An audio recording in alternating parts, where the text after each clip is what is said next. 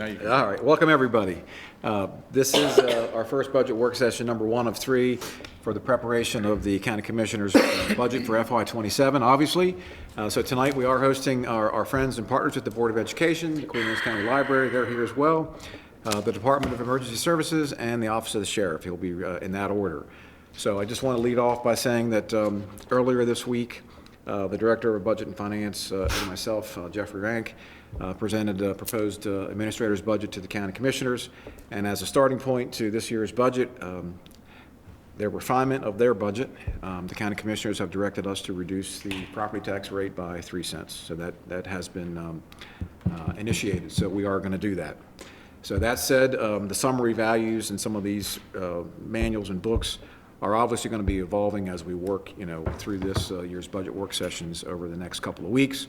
So I just wanted to be upfront about that. So just as a preliminary point, I wanted to make that point to everybody here tonight.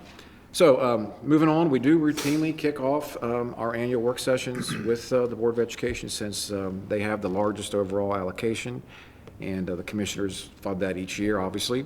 And that's both from an operating and a capital standpoint. And I believe we are in a good place still with the current budgetary allotments that we've proposed to date for the Board of Education. So I will say that our staff and myself have been working with Dr. Kibler, Mr. Watkins, and his team for several months now to determine the level of funding necessary to really hit several primary objectives to maintain operating service levels where they are currently with the Board of Education or better next year, to honor their contracts they have in place for salaries and benefits for all currently employed teachers and supporting staff. That equates to $9.3 million in new money. 8.7 of that is actually new money, and 644,000 of that 9.3 is a state shift over to the county for the teacher pension component, which we will pick that up for a total overall local allotment of $92.7 million. And lastly, we wanted to fund capital projects for the Board of Education that would leverage, state shared revenues, and there are 4 of those which we've already agreed to participate in. And that would be the Centerville Middle School design effort for the new Centerville Middle School, HVAC replacements for Kennard and Centerville Elementary School, and a new roof at Centerville Elementary School.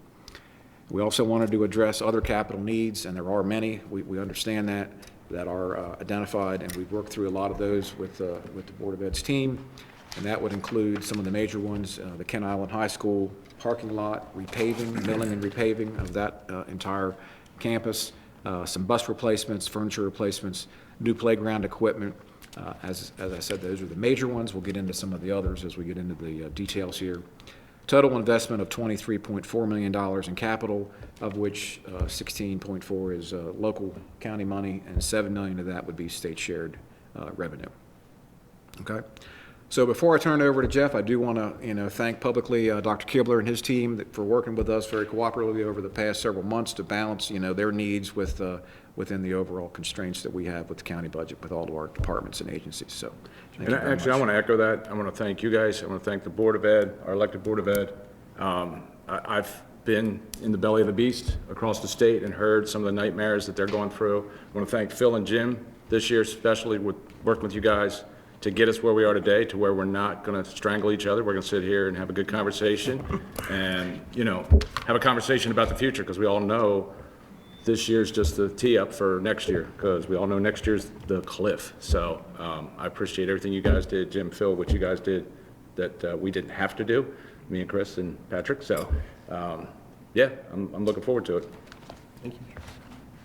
All right, Jeff, our Budget and Finance Director is going to go over a few highlights, and then Dr. Kibler and Mr. Watkins, you got, I'll jump right in. Any points, comments you want to make? All right. All right. Thank you. Commissioners, in the front of the workshop binder, we've got the budget schedule, general fund revenue and expenditure summaries, and a list of enhancements, all of which were part of the COD's budget submission this past Tuesday. So we'll skip over that for the moment. So you can turn to page 11 of 75. This is the Board of Ed's sheet from our budget system. Shows that we typically fund 4 different components.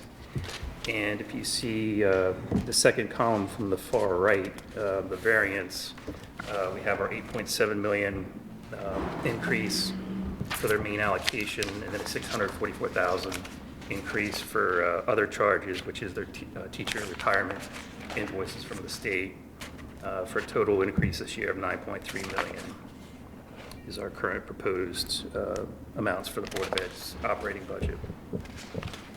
From there, we can go to page 16, please.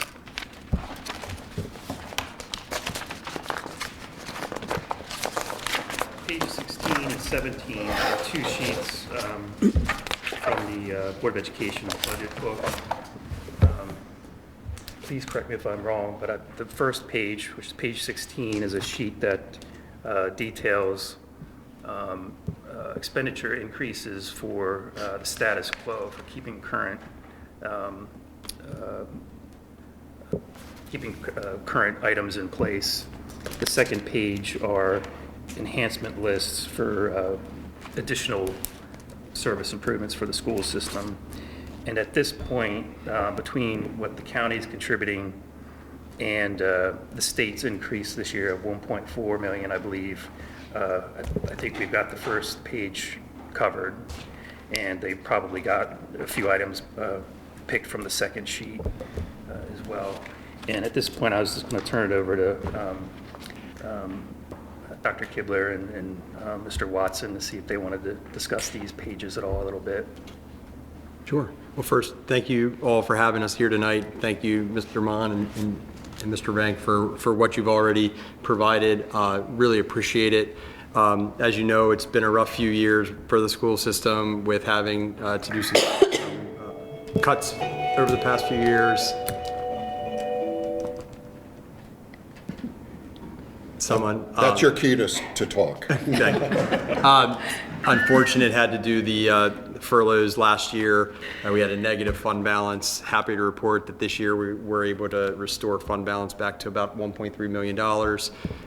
As a new superintendent, I felt it my responsibility to evaluate the school system and make suggestions on a proposed budget for next year. And so when this budget book was built, it was built before we knew any potential revenue from the county or the state, because I wanted just to take a view of what the needs of the district would be. And so you've heard it called cost of doing business, things like that. In my mind, cost to maintain was something that we could all understand. It was something easy for me to speak publicly with our staff and our families. And so that's what this first page is. The reason that you see two shades is because the darker gray on the first page are areas that we currently budget for and have traditionally been underfunded in our budget. And we feel like putting this money here really is bringing it up to the levels we need to make sure that we don't get ourselves into budget trouble down the road again. Mr. Watkins and I, and as well as our board, we don't want to be in that place, as we know you don't want us to be in that place. And so we're trying to prevent that from happening. But please understand, we're already doing these things. We're just hoping and praying at the end of the year that you come in a little bit under another category so that you can fill that gap, and that's just not sustainable. So we're trying to build a budget that is sustainable. So that represents that first page, that 9.5 million. It is a lot of money. I understand that. It costs more to maintain. I think we feel that at our homes. I think other agencies in the district would say the same thing too. It just is more expensive. I go to the grocery store and if I pay the same amount, I'm getting a lot less. And that's an unfortunate reality of where we're at. But I am extremely pleased with the allocations where they stand right now, that we don't have to worry about having those conversations about cutting and things like that, and that we know at the very minimum, we are at least able to maintain the program we have right now. The reality of that is, I also wanted to make sure that I was demonstrating the need to our community, listening to our teachers, our families, that there has been a real impact on the school system the last few years and the position elimination that we've gone through. And we are seeing that come through in our student achievement scores. We are the only school district in the state that received a notice letter from the AIB, the Accountability and Implementation Board, that we had reduced scores in English and math, third grade English, fifth grade math. And that doesn't sit well with me. I'm sure it doesn't sit well with anybody here. And one of the ways that we think we could address that are with some of the additions that are on the second page. Keep in mind, my staff, our family, our board, we all understand that that might not happen. And we are putting plans into place and working hard to continue to maintain with what we do have. And anything additional would just be helpful there. But we are making plans to move forward. We will not use that as an excuse. We will use every dollar that we do have allocated to us to give the best experience for our students possible. And I appreciate where we're at right now. Okay. I will say the allocation that you gave us does allow us to go just a bit onto the second page. We have not, this is all fresh, happened Tuesday night. We have not been able to publicly share that with our board yet. My recommendation for where we stand right now would be to restore 3 positions in 3 schools to make sure we have basically an equivalent program in all of our schools. So that would be adding a guidance counselor back to Churchill Elementary School, which currently does not have a guidance counselor.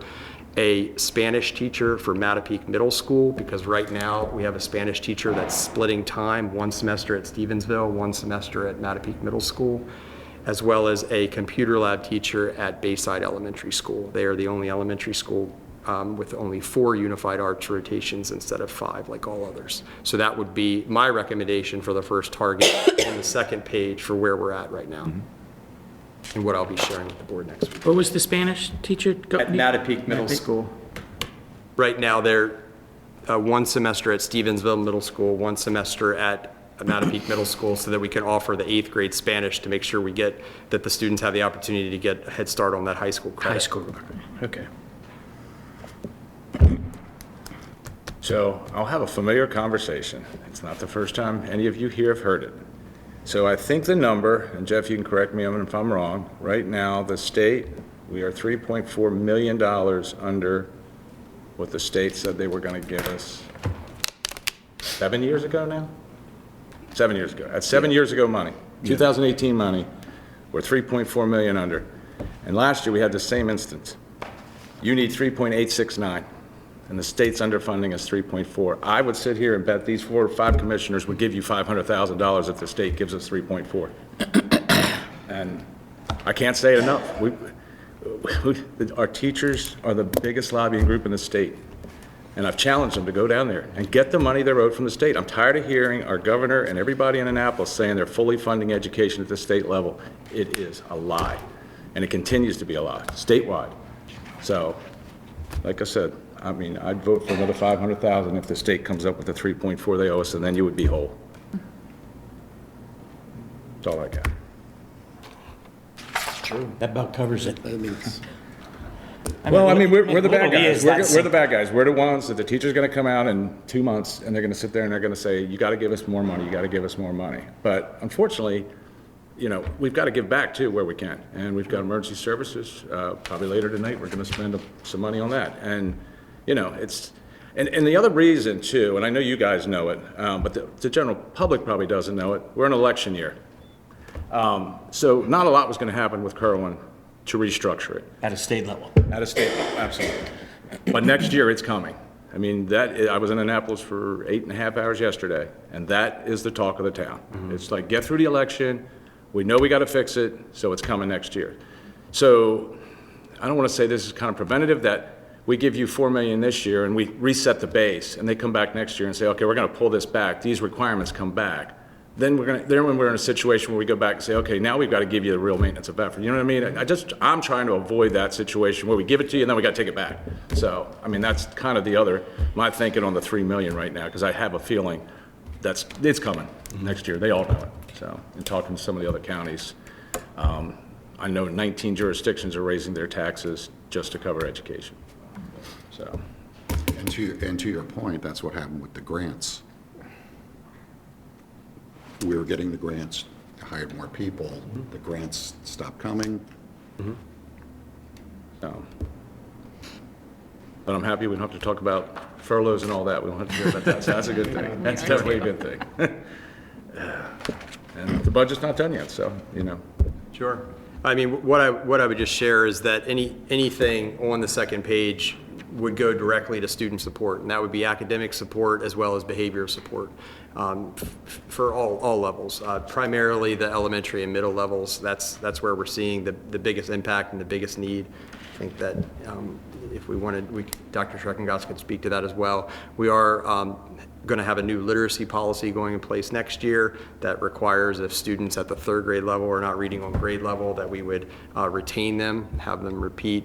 With that comes things like interventions for those students, individualized education plans, not an IEP in a traditional special education sense, but a plan for every student on how to get them back on track.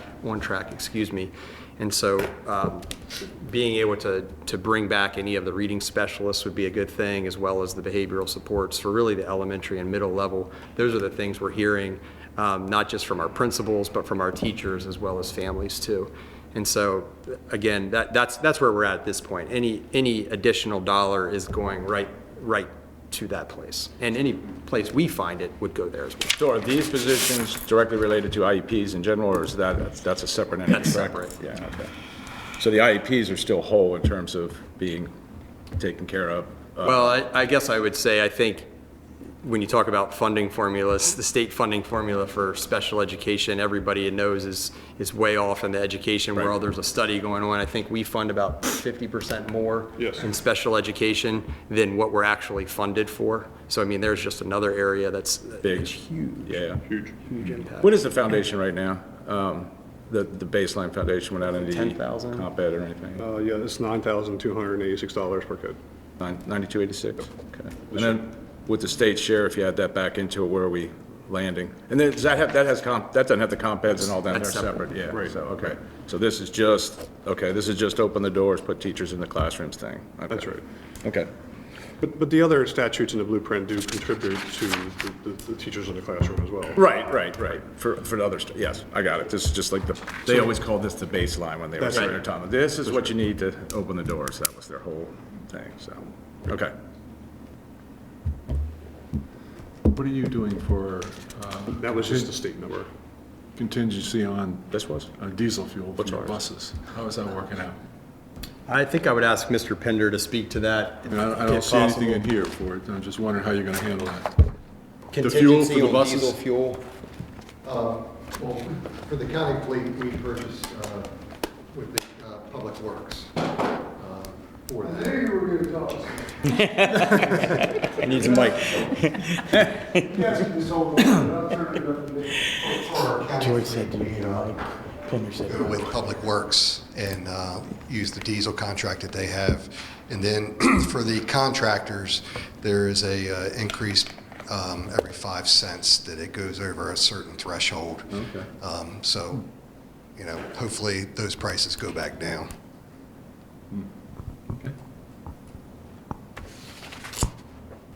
How about your energy side?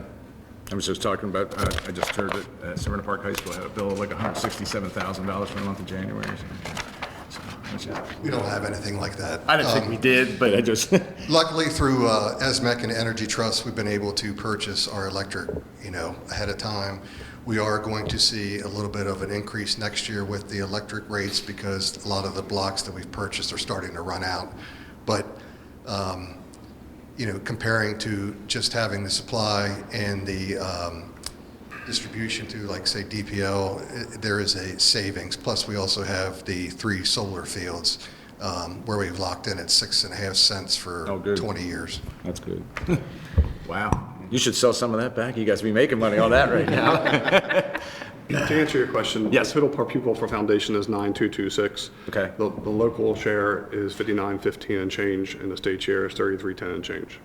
It's about a 61-39 split. Gotcha. Perfect. Thank you. And that split is true across most of the statutes. Okay. Awesome.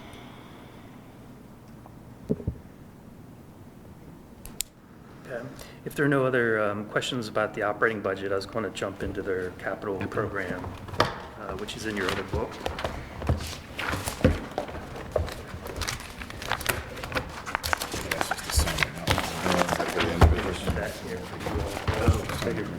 summary. That's over here. Yeah, and then those pages. So on page 3 is a summary sheet of the Board of Education projects, about halfway down. The columns show, so the first column is prior, if there's any prior fund balance. Second column is what was requested, proposed. Third column are changes that Todd made. And then FY27 is what we're proposing the allocation would be. For example, the first project under the Board of Education portables, there's a $50,000 request, but we were unable to, it didn't reach the funding priority. We allocated a certain number, and some projects that fell above that number were not funded. Portables was one of them. Community-based health nurse suites, they removed that request. To kind of jump down to some of the larger ones, I think the fifth project down, Board of Ed capital equipment, $1,030,000. I think that is primarily for, I believe, 2 or 3 buses and some pickup trucks. That's been funded. The next line, $600,000, is for furniture replacement. They're requesting $600,000 a year for 3 years to, I believe, replace a good percentage of the school furniture. And this will be the second year of that allocation. And then you see $700,000 was allocated for playground equipment. On the next page, Who's doing your security now? Security cameras? I mean, who replaced Joe? The guy Joe? Oh, his name is Sean Richards. Thanks. okay. The next page, $1,660,000 has been allocated, of which 1.5 of that is for the Kent High School parking lot milling and paving. Next one down is HVAC replacement at Centerville Elementary, which is a state shared project, and 389 is the county's portion. The next one, HVAC at Kennard, 2.5 million, and roof replacement at Kennard, 1.7 million. Again, those are 2 state shared projects that, and those are our portions. And then school replacement, Centerville Middle, the fourth and last state shared project, of which we're allocating 2.5 million. I believe that's all for mostly design. And then some other miscellaneous items. We got appliances and other school equipment, 3.5. If you look on page 67, this is our kind of our catch-all miscellaneous project, which includes a lot of the minor things, failing sinks at Centerville Middle, failing sinks at Graysonville Elementary. Regardless, you can see the list there of all the kind of smaller miscellaneous items aggregated into this project. If we can, I do want to just point to the one that I think the commissioners would be interested to hear, and that's the last one that's on the list, not crossed out. The Queen Anne's County High School replaced the welding lab.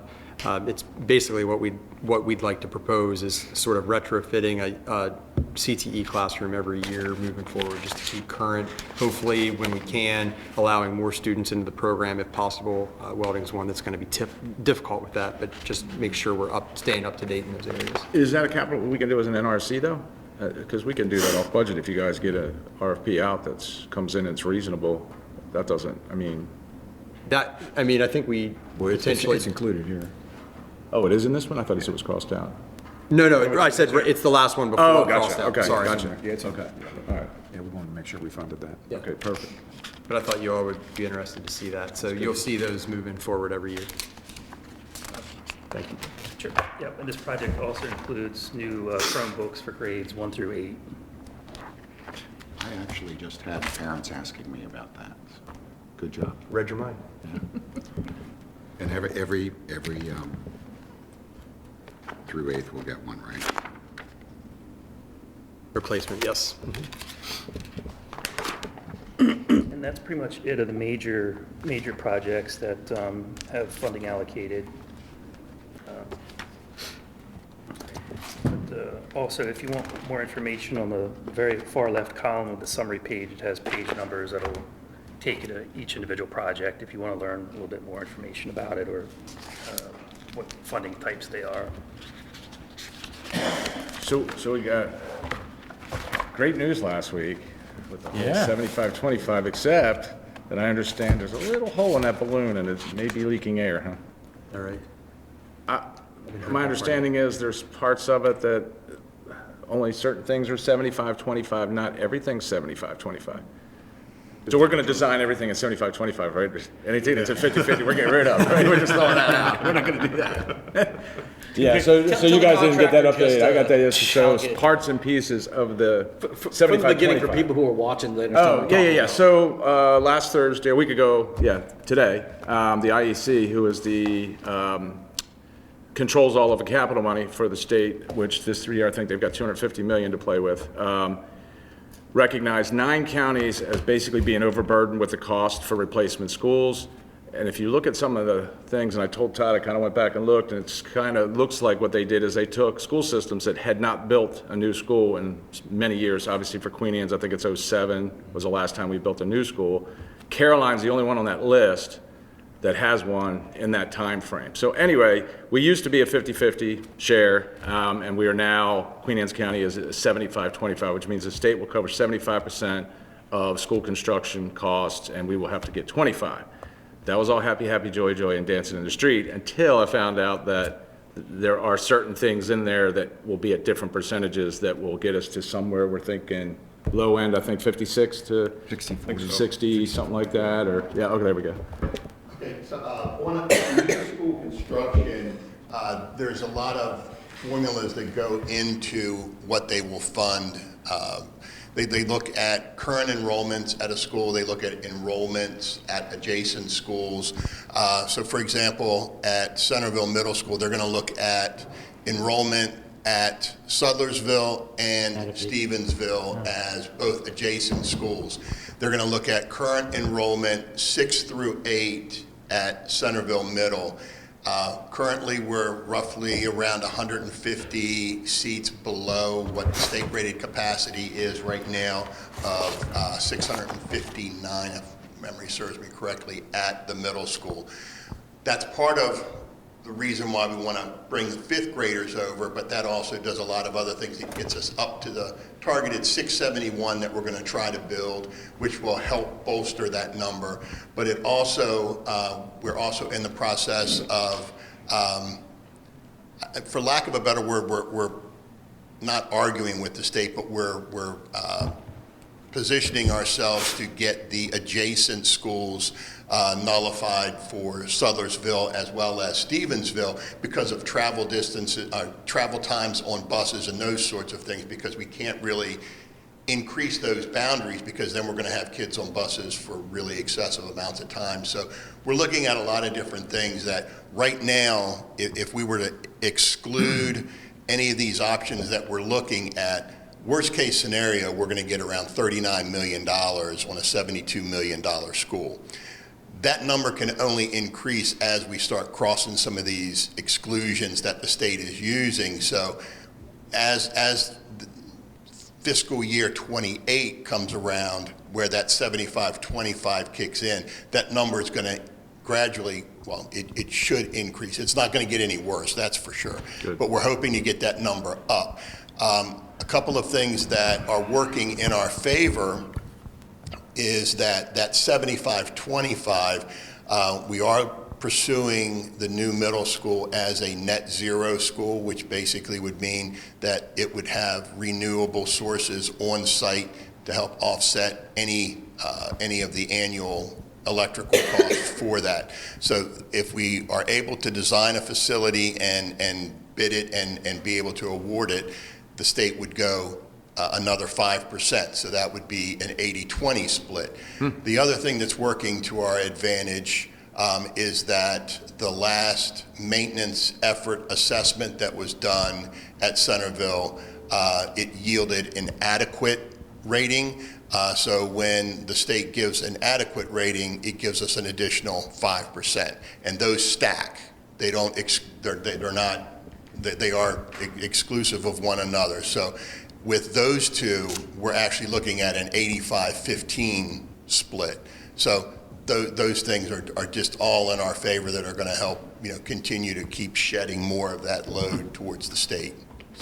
So when it sounded like you said that we would have to kind of redistrict to bolster the students at. Well, what they move do. students in there so you could get to that number. But I guess my question is, when the state planners, and I'm going to ask this question at a higher level because I'm curious now that you just said that, is the state growth plans all push all of the growth for housing to the towns that have infrastructure, which we're sitting in one right here.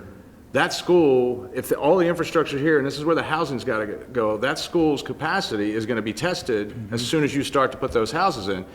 Do they do anything? I mean, I'm just curious because now I'm going to go ask the question, like I said, at a higher level to find out, do they look at that when they're telling us they have a housing bill over there where they're saying you're going to have to build X number of houses in the next X number of years in these areas, but then they don't care about the schools? They do not base any of their funding or any of that on projected development. Everything is That's why you at see current brand new schools enrollment. with portables.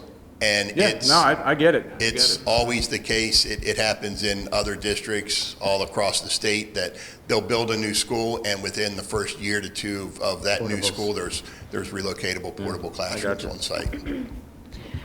All right. Yeah, that's a great point. It really is. I mean, it's the short-sightedness of, they have these feel-good initiatives, but then they don't think about the unintended consequences. And that's Yeah, and really this good. one's right out in front of everybody. I mean, it's, Yeah. it's right there. You need good schools, you need schools that have capacity, so. Okay. Yeah. Put that on my list of things to do. Good luck. Yeah, I know. Carry on. Yep.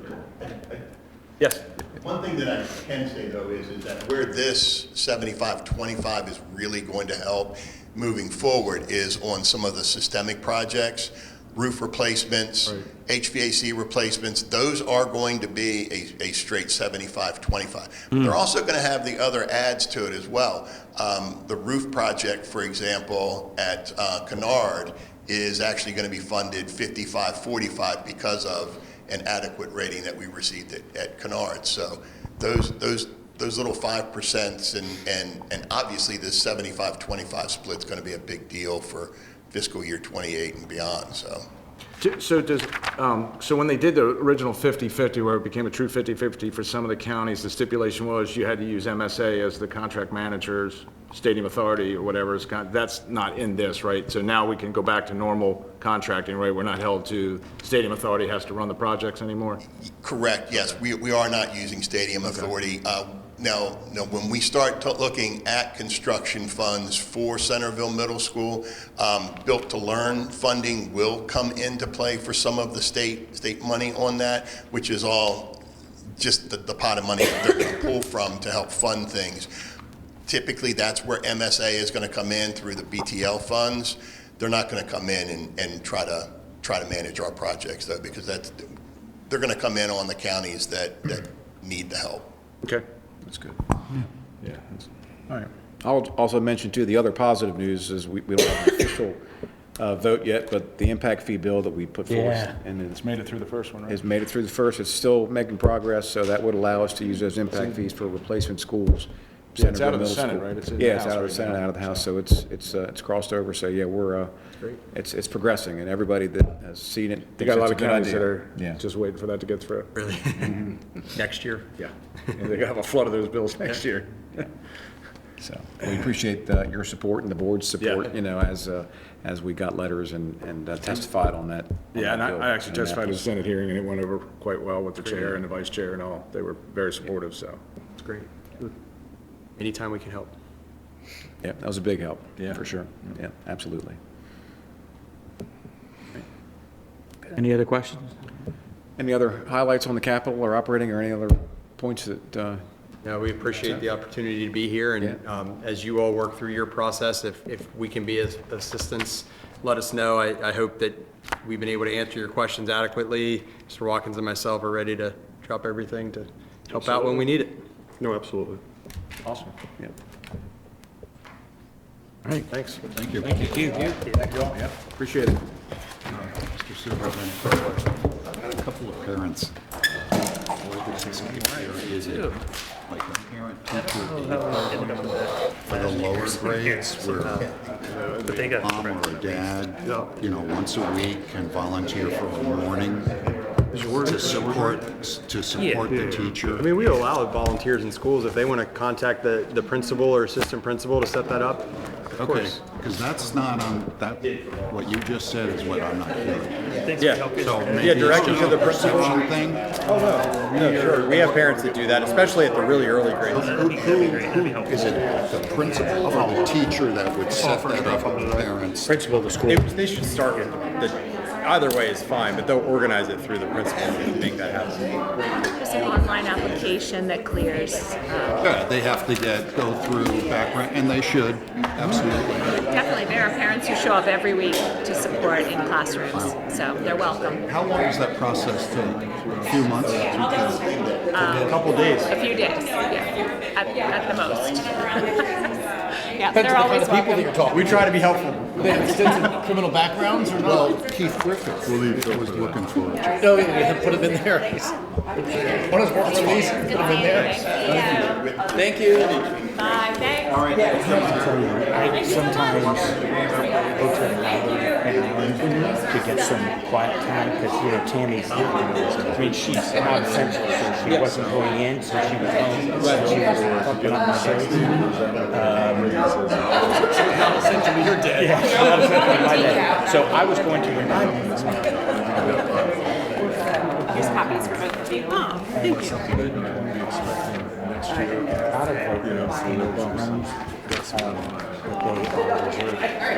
There's like 5 or 6 rooms that can be. Because look, it says 3 outs. Talk about meeting with the coach.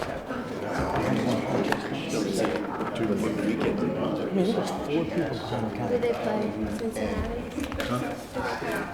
I didn't see anybody checking the room. But I saw where people using that space, those space rooms, as little offices. It's kind of slow sometimes. These things we work on the back about it. Scan the barcode on the book, just like scan your library card, and off it goes. Like, That's very, things are up. isn't being kind to me. And it's not just one at your time. Oh, I eat it.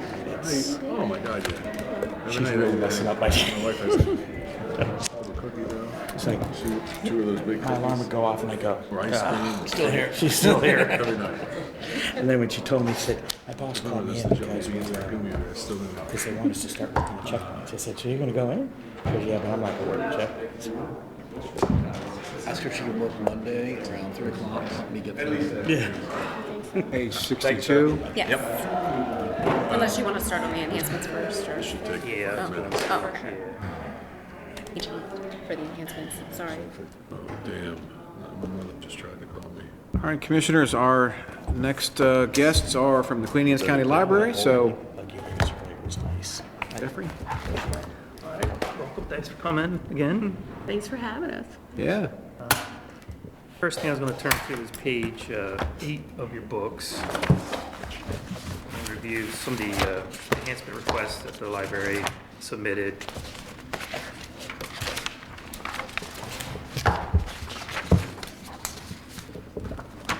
This way.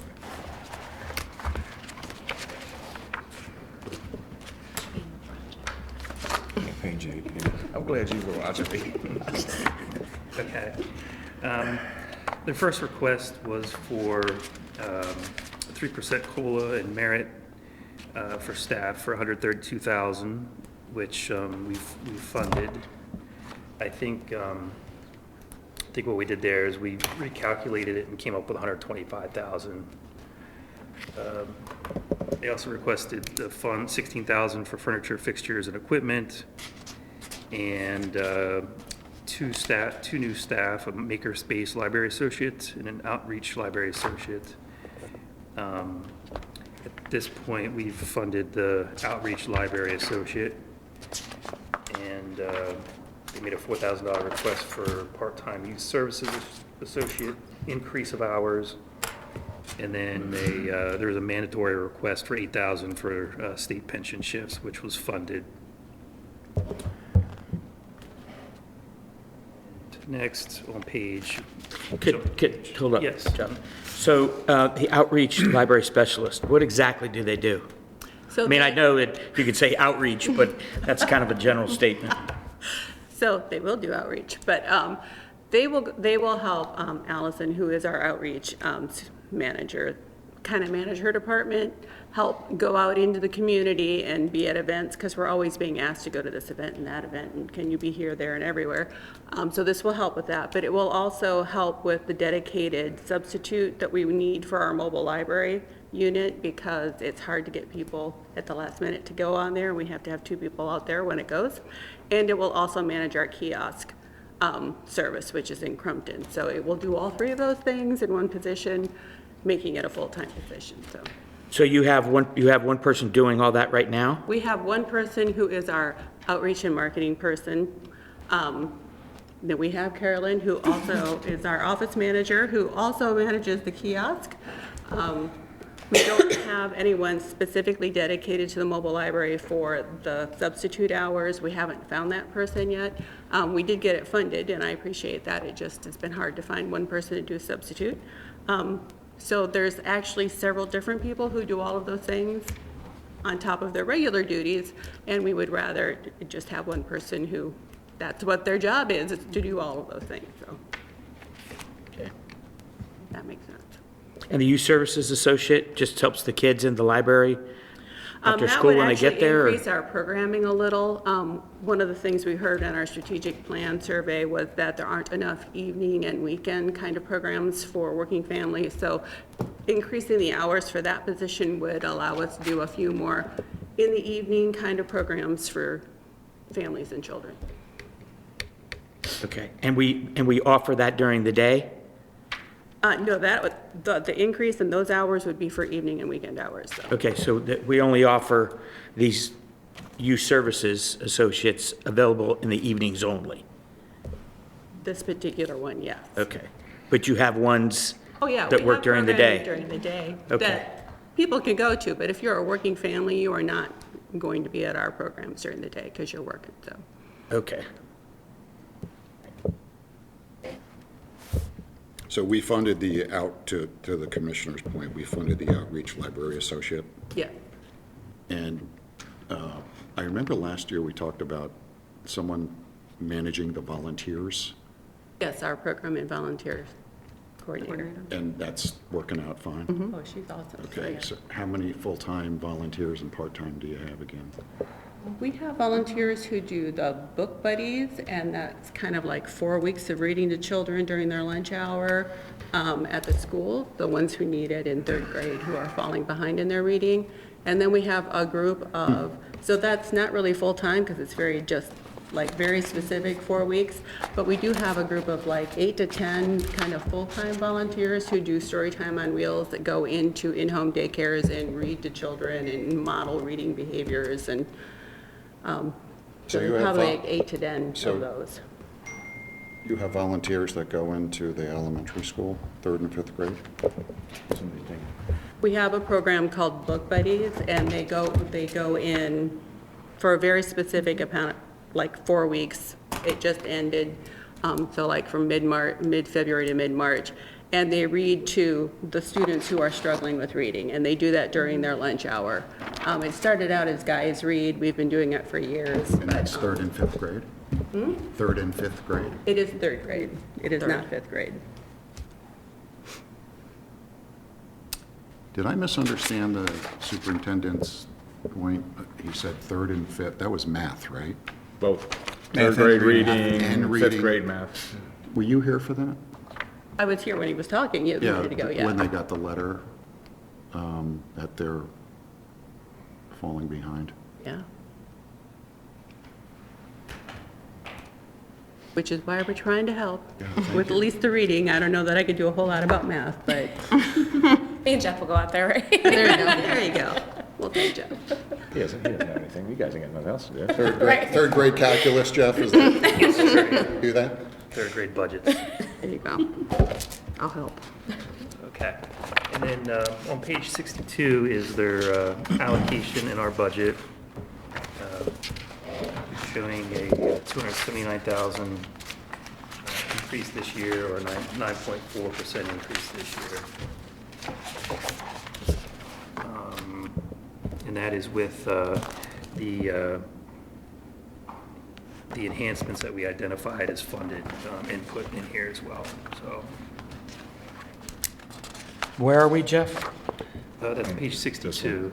Underneath the third tab, Yeah, sorry, kind of jumping around a The little bit. library tab. the first page. Right there. Okay.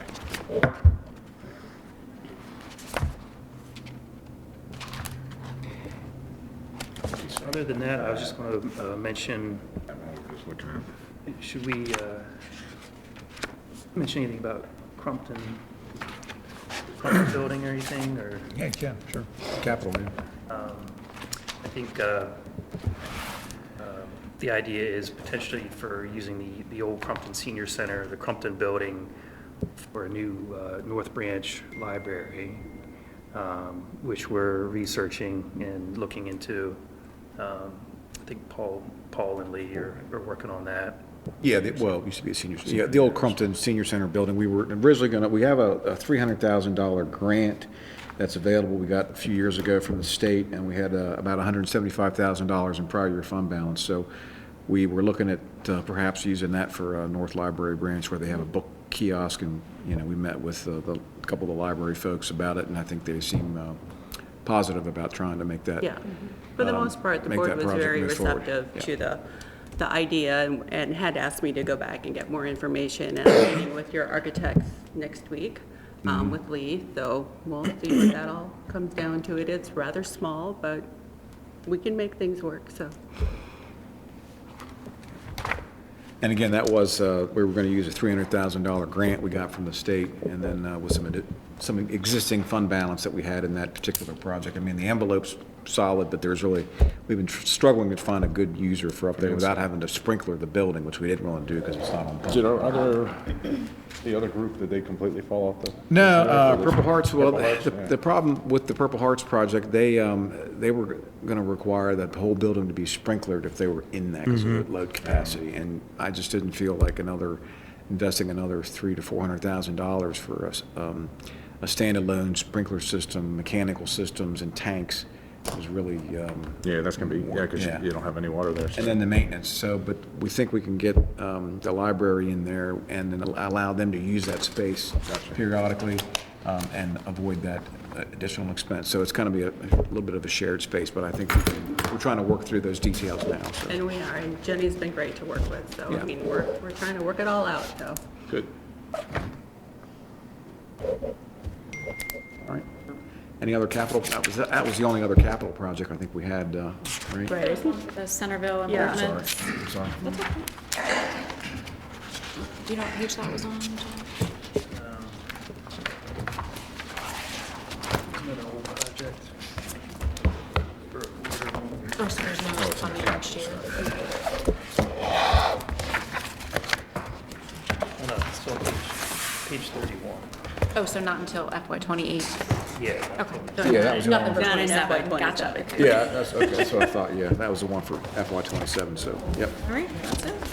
So we'll continue to work on that and see if we can advance that. We do want to try to spend those funds soon. I mean, they've been sitting for a while, and I did get a call from our delegation and say, hey, let's get those dollars spent so we don't see a clawback, yeah. Yeah.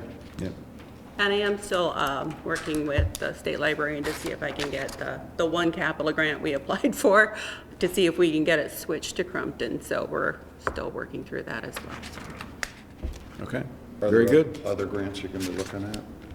Well, we always look at whatever grants come up, and I believe you have consultants that every quarter I get a list of like, hey, here's some grants you can apply for. So when we can, we apply for those. So we try as much as possible to get grants. Any other questions for the library?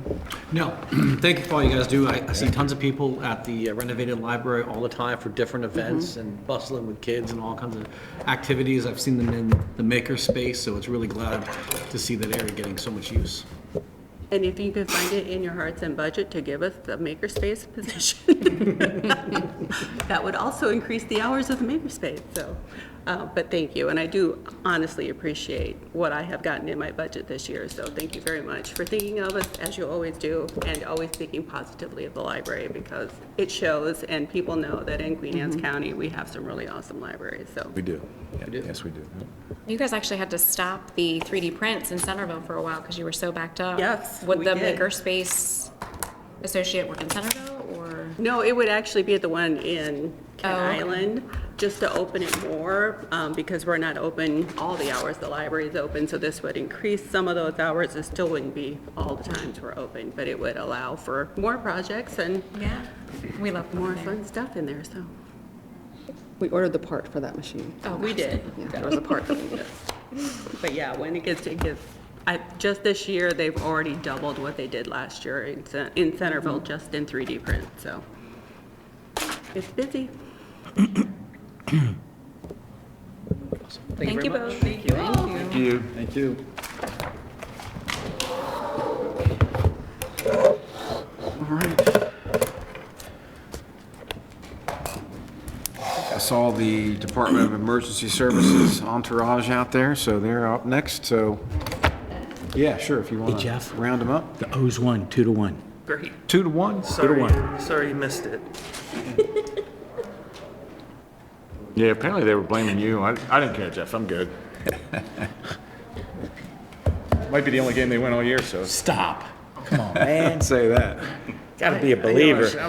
I gave up on it. As soon as Angelo's Oh, bought the no. team, 2 years after he bought it. Who next I was up? like, you know what? This poor franchise is better. Let's get back to the glory of mine. Well, Angelo's not the owner anymore. I know. Well, then I'm gonna sit right Cal Ripken's got a part of it. Does he? Yep. Yep. Him and some doctor, right? Some big bitch Jewish. Okay. There will be a head. Yeah. No, it's very Magic Johnson comforting. by part of the Orioles. No, sit here. Just one of us. Hop on up there. You know, Scott, bringing more people doesn't really do anything. Crowd the room. Just, you know, we're not intimidated. That's what you're going for. It has nothing to do with intimidation. It has to do with I'm getting old. My memory's not all that great, so I need them to. I was gonna say, However you want to. I thought you were going to go with it over there. the leaders surround themselves with great I was people. gonna say, it looks like he already I has do that enough too. people working for I do him that too. Yeah. I hope you're not asking for positions. Because We don't need more chairs. About that. Good one. Out of 10. All right. there's a downside So of bringing the whole crew in. That's right. Last page and just see what we cut. So that's All right. All right, Jeff, you're up again. All right. Can start on page 6. I go right to the tab. It's like, Back to page 6. yeah. It's Like page so 6, over I the think front of it's this on book. page 2 or 3. There it is. This page, positions. There we go. Yep, sorry about that. You're good. And where is that? Should be the third So, page. so page 6, it just says you only need one, and then you go to page 7 and went, here we go. So for the enhancement requests, there is a request for communications captain, which we currently do have funded. On the next page, got 8 positions for new EMS unit, currently not funded. Okay. And then an emergency management senior planner Make a motion to. and special operations, currently not funded.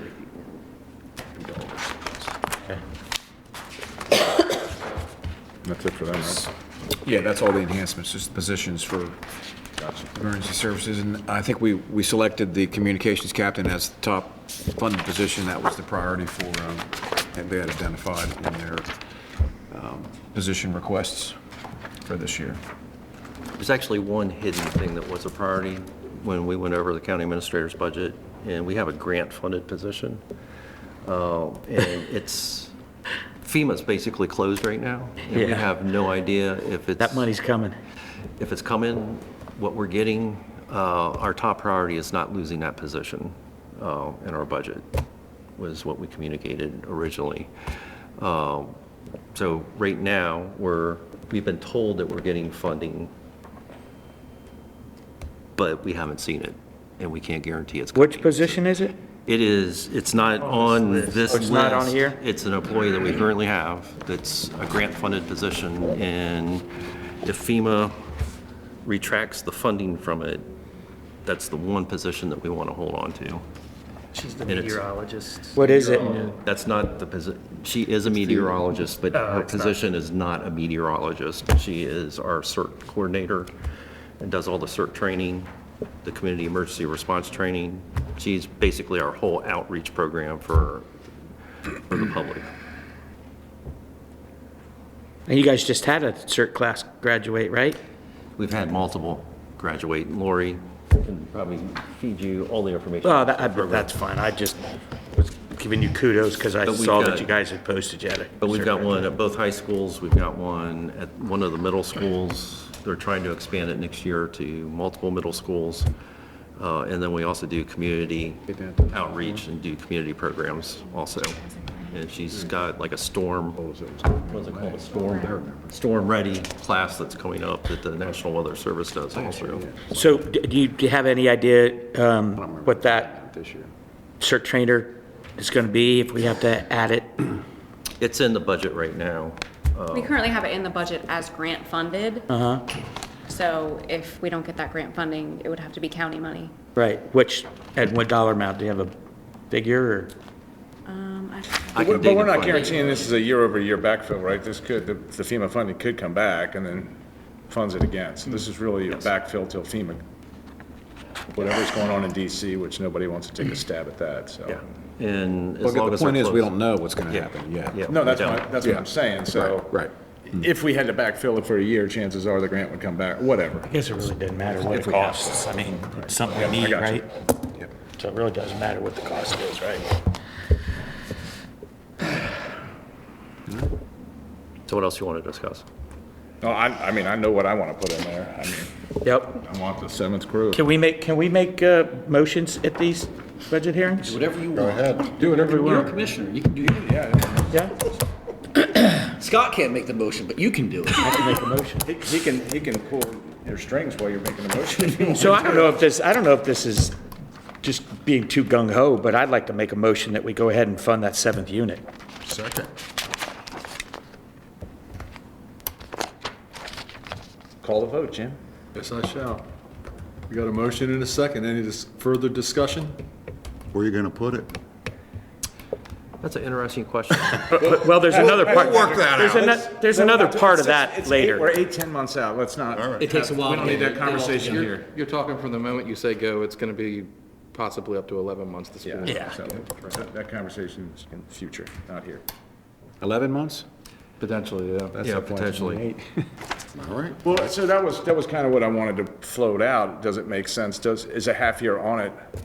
It doesn't matter, right? Because you're going to put them in. What does it take them to get up to speed? And how much does it help you if they graduate out prior to the ambulance being on the road or being able to put it on the road, I guess is the question. The fun part of it is it's going to take us at least 6 months to find the crew. Right.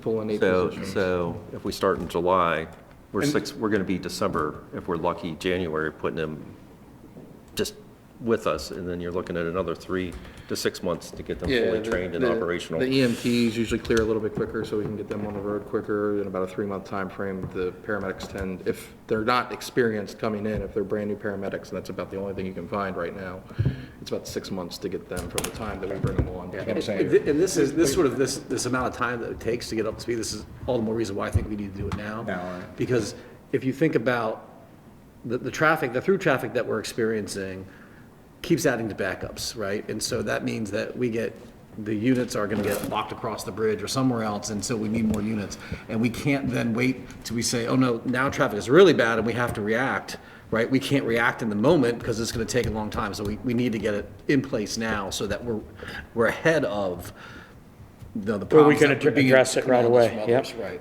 Well, not to mention the jockeying that has to go on when you have an incident that requires 2 or 3 405, hopefully we take care of that, because that actually had 4 of our paramedic units at one incident there. So basically 2/3 of the paramedics were in one location, so it's important, and we definitely get the 7th one out there as soon as possible. I agree. Hey, Zach, on average, what does the 6 units we have right now, how many calls a day on average does each one of them get?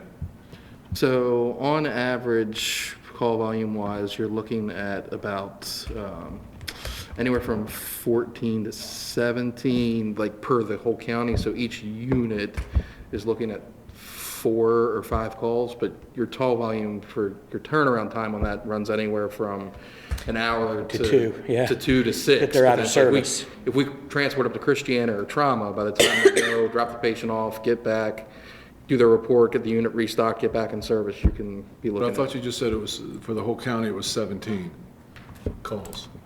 Did you say it was a whole county was Oh, no, 17? per unit. Was that a unit?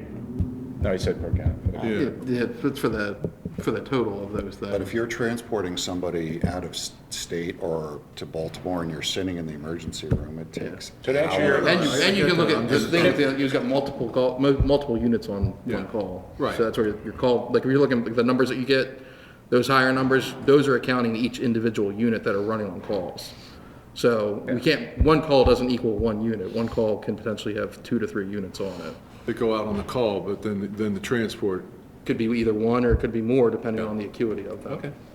And look, we can't stop the traffic that comes through and the backups from it, but what we can do as the commissioners is make sure that we have systems in place so there's services to respond to the citizens' need. And we've been good about getting on top of that, and that's something we can do. Yeah, and I'm continuing to push for the state and the feds to take a hard look at the burden it puts on small counties like us that are 100% volunteer with a paid EMS service, that, you know, you start looking at the volumes caused by state and federal roads, not ours. And the level of the accidents, the severity of the accidents over the last 10 years, just from where I live and I see, it's exponential, and it's straining our services, not only you guys on the paid side there, but our volunteers. Yeah, I mean, we just had the one in front of the ER last month that happened in the middle of the night. So fortunately, everyone was in the county for it, but that took 5 of our units on one incident. All right. Would you say that the pilot program that the commissioners did for the beach traffic is helpful? For the 2 exits being He's going to say yes because shut we're all down? sitting here. I am not going to say yes because you're all sitting here. I'm going to say yes because I live on Kent Island. I drove it. I see it every day. On a personal level, I commend everything that you have done, because I can actually go to a grocery store and I can actually buy products, and our units are actually maneuverable around on the island. So keep doing what you're doing, and the sheriff needs to keep doing what he's doing. But and the state needs to step up more. So If you want my full answer. My second question, thank you, is the coordination, I might be poking the beehive here, the coordination between you and Kent Island and Centerville, because they have paid EMS. You're working together and it's a good relationship, and you're helping with transports and helping each other. So they're included in the system. They're not in service every single day, and it's kind of hit or miss when they are in service and when they're not. They do their best to do every single day. Like 8 to 5 or something like that. So when they're in service, they are running their wheels off their units. And when they're not in service, we feel it. Like when you see those weeks where we have the depletions, you'll see a lot of the depletions are the times that they're not in service, or it's after hours when they wouldn't have a paid crew. But those, especially if we get a weekend day where they're not in service, we're getting crushed on that end of it. You'll see there's multiple depletions in one day on that. Well, first off, thank you for saying that, because I didn't know that. And thank you for having a good relationship with them. And to your point, this is the other reason we need another unit, for when they're tied up or they're on calls. You're missing those two other units that we don't really talk about that a lot, but we're glad that they're there. That's for sure. And they transport so we can stay in service. Right. Yes. Yeah. Yep. When they're in service and they transport, it's taking that burden off of us. Yep. Jim already called the vote, and then we got distracted. Yep. Yes, we did. For a good reason. So we are voting on adding a 7th full-time paramedic team. All those in favor? Aye. Opposed? Add it to the list, 5-0. So I guess that pretty much negates anything else you're gonna need in this book, so. And you guys are done. Thanks for coming in. And you remember those, Zoll units? You don't need them, right? Already approved those. I hate to tell you, we cut the PO last night before we left the parking lot out there. Better do that before you get over here, right? Good thinking. Actually, the sales said- rep you watched said it yes, on I said- TV. He was out there waiting outside the window last No, night. he was watching it on TV. Was he? so, yeah. He was. He was going, yes.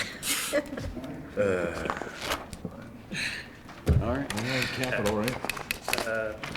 Or did we miss something? One moment, no, you don't have to flip there. I was just going to notice, or I think Dr. Ciatola actually cracked a smile. I just want to note that in their operating budget, their increases only totaled about 7%, which is normal for, when you include COLAs, inflation, and healthcare, medical insurance increases. So they're keeping, they're not increasing their budget by a lot more than what's reasonable. And then now to the capital.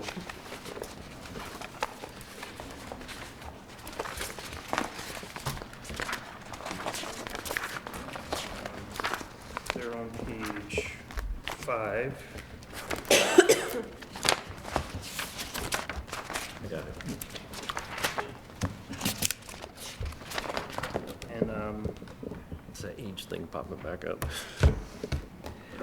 I'll just go through the major ones. For the first one, DES replacement vehicles, so 990,557 has been proposed and approved, which is for one unit, two new. Two units. One's already been ordered, right? One was ordered and approved last fiscal cycle, Yeah. and then we're trying to get the second one this fiscal cycle. Yeah, we did, you guys graciously let us do that so we could cut down on the lead time. On the amount of time that it takes to get them in, so that's So why we did it last one year, in the right? queue, and then this would add a second one to go. So in the this was queue. already in the budget, One of them was One of them already. is, right, but, we're committed to. but we, at the last budget cycle, we knew that we were gonna do this early because Right. of the time it takes to get them in. Right, and there's two additional units that are on the way as well, so we should be getting 3 new ambulances at least in the next 18 months. Roughly. The next, yeah, 24 months, we should have 3 of them. Plus, we're gonna order a 4th one then, so yeah, so There they're all, should be- they're all in Good thing queue. those guys don't build like battleships or fighter jets or anything like I that. mean, be thankful you're not ordering a fire truck. That takes 5 to 7 years, depending on your manufacturer. But the unit that you approved us to order early will be actually spending the money in next fiscal cycle, not this upcoming one. Yep. If that makes sense at all. Yeah.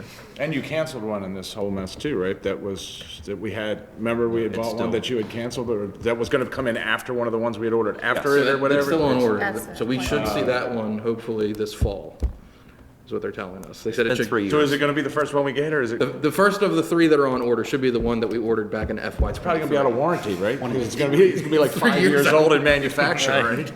Good news is the Ford warranty's on the chassis, so not on the day we ordered it, so we'll get our full warranty on that, but. If we could just give How do them, they stay in business? if we I just mean, give it's them like a crazy. 7-year payment plan to pay it off, I'd be happy. There you go. That's what we basically need. Might as well. At this point, if it takes that long to get them. That's also why we've got 2009 units still in service. So is the biggest reason is that limited manufacturers available to make them, or is it, don't tell me it's COVID backlog, I don't wanna hear that. I don't want to hear it either, but I tell you, that's what they That's, say. that's what Is that they say. Oh, Yep. good God. How long can you beat that horse? Again, yeah, 6 years ago, but people like to use it as an excuse. Okay. Well, you'll get new technology. Unless they ordered 2022. Does the vote for an additional unit affect this number for next year? Do we need to Does anything need added or? No. Okay. No, everything's there. Yeah, it'll just, it'll take the reserve fleet down by one is all it will. We still have enough reserves, that'll be okay. Okay. Next item was EMS emergency equipment, which is PPE and scuba gear, radio tower inspection repairs, EMS cardiac care equipment. I think we postponed a year. Or Did you say scuba gear? SCBA, isn't that what that SCBA, is? so that's. Scuba. SCBA, self-contained. Yeah, no self-contained underwater. breathing. I was gonna say. No underwater. It's not, there's not, There's no you in there, Phil. There's I not just, underwater. we wanted to know how you were gonna do mouth-to-mouth underwater. That's all I No, wanted. no, no, no, no. Commissioner Rattle now. We used to have an Yeah. employee that said Marine paramedic on his shirt. Yeah, there you I thought go. He was in the water, but that was just his name. Queenstown got a grant for that a couple of years ago. Yeah. But they do water rescue though. So. No, that's not what he's talking about. Nothing underwater, it's all No, about. okay. Don't forget the water. So they can breathe in a fire. Yeah, the AFG grant. 200,000 for public safety network, 300,000 for radio subscriber replacement, and then at the bottom, 1.3 million for motor console upgrade. And one thing, just for the cardiac care equipment, the outlying years, we didn't have a chance to update that before you guys signed, but those numbers are gonna come down based off of what we did. For the Zoll. Tuesday. That's good. Yeah. So we have to take the savings out of that. So those numbers will come down. All right. I like savings. Yep. Yeah.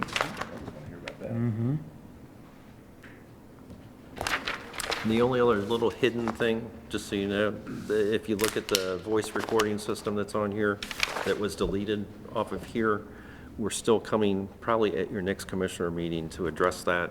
What we did was we switched it when we met with the county administrator budget to move it to this fiscal cycle and utilize some funding, but 60% of it is 911 board approximately, and 40% is going to be county funded.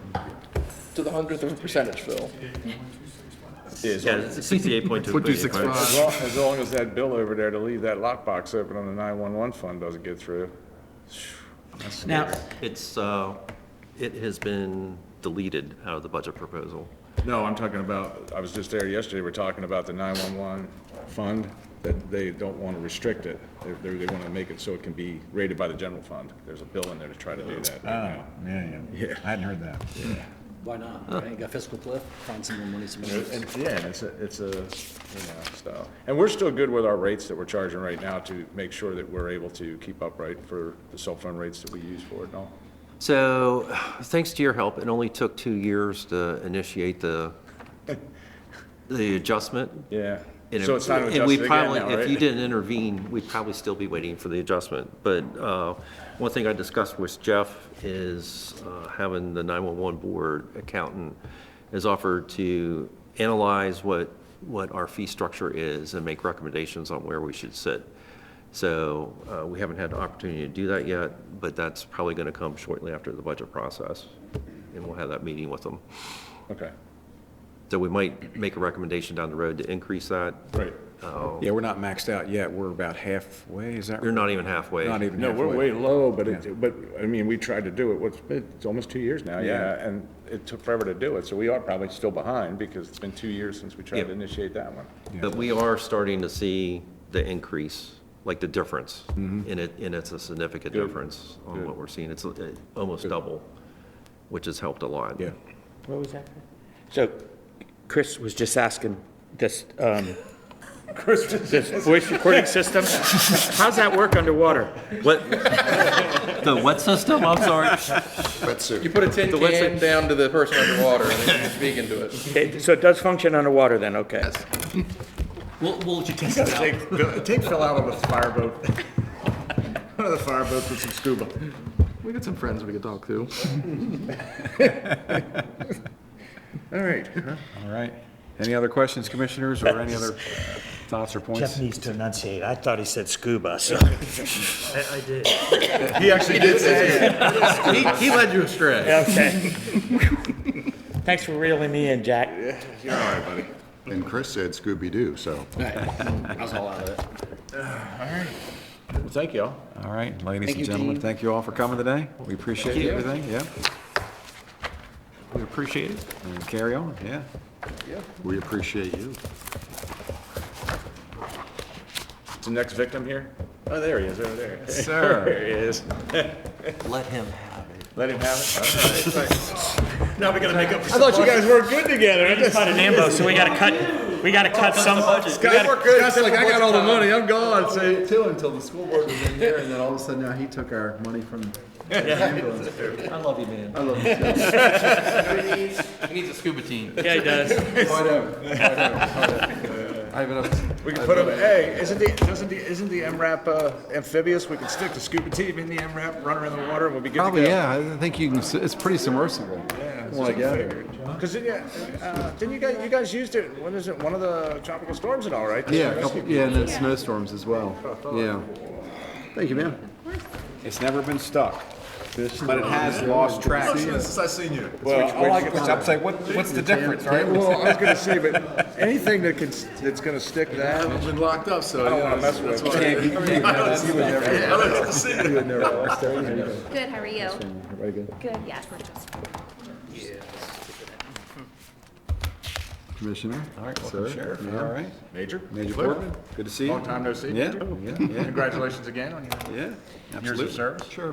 You probably could have got away with that Last year? uniform instead of your Class A. I probably could have. But For the you nighttime. nailed it, though. No, I don't know. It was, hey, it was, I've that's done his picture 20 uniform. I He know. wore his picture It's uniform. true, he got his picture taken. He was gonna be in the paper and all that, so. What are they? All right, what page? Tell me the page before I even open the book this time. 74. 74. What happened to 6? Look, see? No enhancements this time. No enhancements for the sheriff. Well, So we did save the best for last. There are some enhancements that the sheriff proposed, but that really is relative to the second judge. We talked about those on Tuesday, so there may be some additional positions that we need to add for the sheriff and the. In the future, if it attorney, comes through. depending on event- legislation. in the event we get another judge. Yeah, It just but depends if another judge. Right now, it's not looking like it's gonna go through this year. Which is good, because we're trying to keep up with hiring. Yeah. All that, so, keep our schools filled, courts filled. all that stuff, so, yeah. Yeah, so not much exciting, unless you see something in here. I think it's pretty status quo with minimal increase. Yeah, only a 6.2% increase, which, like I said earlier, with COLAs and health insurance going up, that's more than reasonable. Try to keep all the departments under 7 or 8%. Sheriff coming in at 6 is well within that threshold. Not really much to. He's looking for that gold star, isn't he? It's like that. Well, no, You guys I- didn't even have to ask me anything. And I think we need to commend the sheriff's department because they work Absolutely. really, really hard on also getting grant money. So it's Yeah. not just Oh, coming to the yeah. county for money, which we're happy to do, but they work really hard to get money from outside the county to make sure that we've got the best law enforcement there is with the best bang for the buck. We and talked leveraging about the county Yeah. money. Yep. And we're, Homeland if it's- Security, of course, those Homeland Security grants right now, there's probably a big question over those right now. Yeah, there are. Yeah, I think so. But we're doing good with grant funding, and we appreciate the partnership that we have with the county and our commissioners as well. It means a lot, and it definitely is reflective in the quality of service that's provided to the citizens of this county. Our low crime rate, and response times are good and all that. So I think we've got a great staff too, by the way. I mean, our men and women that are on the street love working for this community. We do appreciate your support through the budget process and, all that, so. And I just wanted to publicly tell you that I appreciate what you guys did after we had our town hall for the 405 overpass. When they opened it back up, I saw a lot more sheriffs out there helping MSP keep the speed down. Unfortunately, we're back. Same situation up there, but I mean, I know that's not your guys' job to get that done, so. But We're trying to, our speeding complaints are through the roof in the communities right now. I mean, our speeding is out of control. the major will tell you, every COG meeting, there's not a single town that doesn't say, name off road after road where it's just ridiculous, so. I think we've become complacent as a community. We're in a hurry to get places here and there a lot of times, so it's one of those things where, we've seen the tragedies at 405 and 301. We've seen them at different areas through our communities that we've had these serious incidents occur. So. Yet we still keep getting zinged for the speed cameras. I don't see a number or iMessage address Siri wants to talk to you. Yeah, she recognizes me. She did. She did. Has he got an arrest warrant out or something? Please grab that guy. Hold on, biometrics. So, I mean, but all kidding aside, you talk about the speeding issues that we have, and hopefully the red light, the speed cameras in front of the schools will curtail that. Putting was it red light cameras? Yeah, In the high, or the speed cameras in the high accident zoned areas. I know when people always think that, oh, it's a revenue grab, and I know your position for years and years. I've said has always absolutely- been, we're not going to have them in this county as long as I'm a sheriff. But if we've got Sheriff Gary Hoffman convinced that there's a problem, and this has got to be at least the first step in dealing with, the speeding that's taking place. Our goal, like yours, is to have 0 violations. I mean, we need compliance in these school zones. We need compliance at the red lights on Route 8, Bay City Road, the area of Mattapique. I mean, it's only a matter of time before we have a vehicle into a school bus down there, people trying to beat the light on Route 8. It's only a matter of time before we have a kid's truck either in the area of Graceville Elementary School. It's only a matter of time before we have a kid's truck in the area of Stevensville Middle School. And the big complaint that we all hear is the area of the high school at Love Point Road.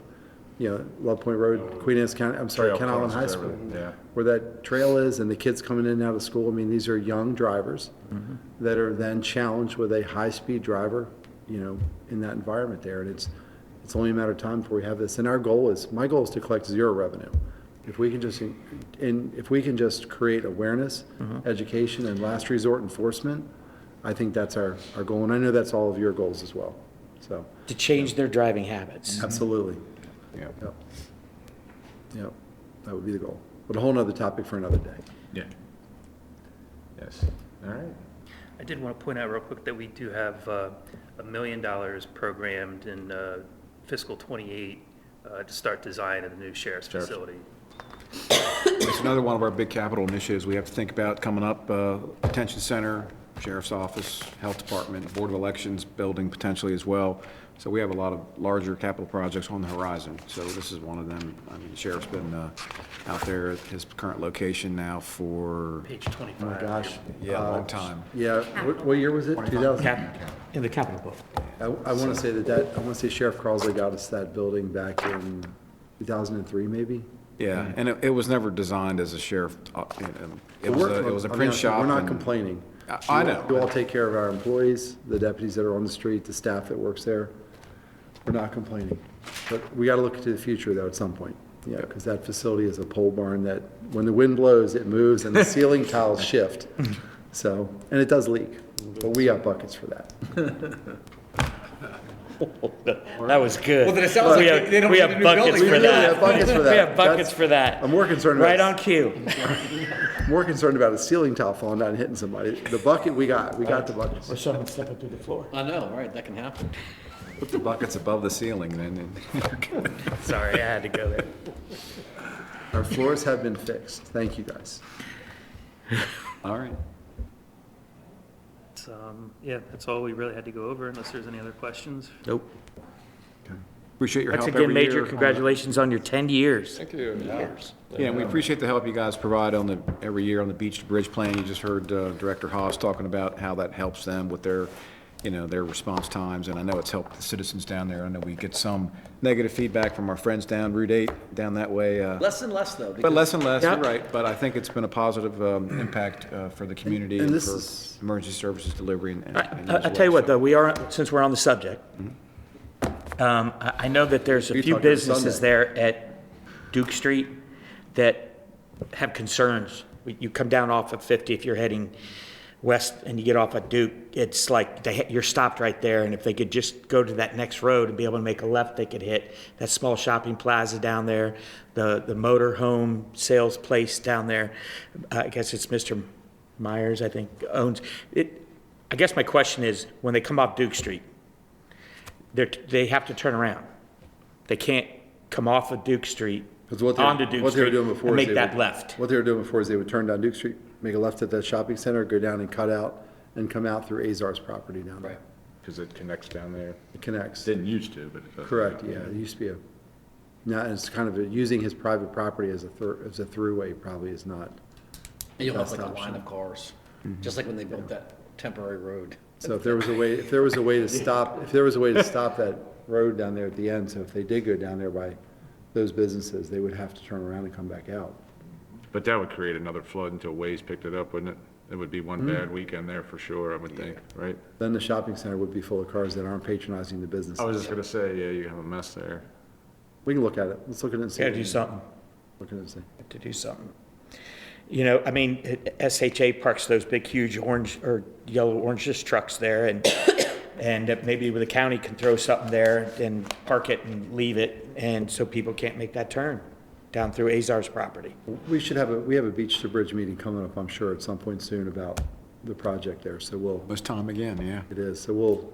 I mean, big old dump truck parked right there, and then they can't make that right. But yeah, if we could just take a look at that. I mean, I got some of the folks that own businesses down there that are saying we got to do something different this summer. Makes sense. As I said, We don't- business is just, None of us are here to hurt business, just. I know that. I just was putting it on your radar, that's all. That's all I have. Thanks, everybody. Appreciate it. Appreciate you. Appreciate you guys. Thank you. Thank you, gentlemen. All right, have a good night. All right. Yeah. That concludes all of the agencies yeah. tonight, departments that we had.